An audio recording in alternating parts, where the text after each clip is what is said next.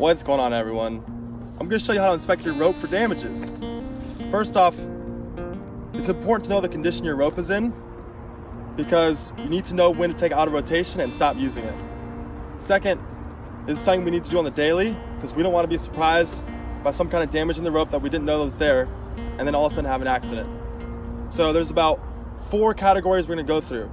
First one is cuts and gashes, which could be any kind of contact with our sharp tools, hand saws, chainsaws, clippers. Second off is going to be glazing, which is friction causes heat to the rope and causes it to burn. Third one's going to be extreme fraying, which is mostly going to be just from an old rope. A lot of use has gotten out of it. And the fourth one's going to be deformation in the rope itself. So the rule of thumb is going to be about 10 to 15% of the rope's diameter has been compromised or is gone, then you take it out of rotation. So we'll start with the cuts and gashes.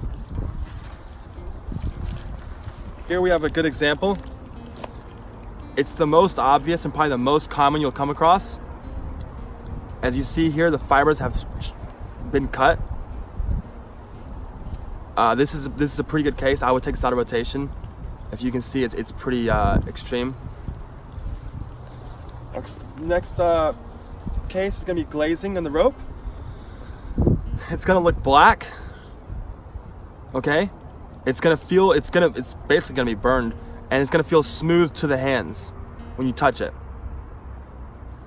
Okay, the third is just gonna be extreme fraying. Now, this is an okay example, but you can tell all the fibers will just start.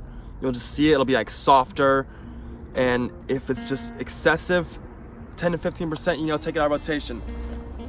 And then the fourth one's gonna be deformation in the rope itself.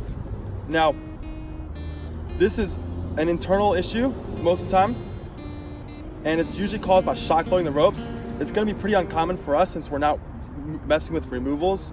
We're not rigging out 500-pound pieces of wood. But if you do see that kind of deformation, it's gonna most of the time be like flattened, and it's gonna feel softer to the touch, and it's not gonna look like the rest of the rope. It's a good indication that it's been internally damaged. Okay, I hope this helped you, and we'll see you next time.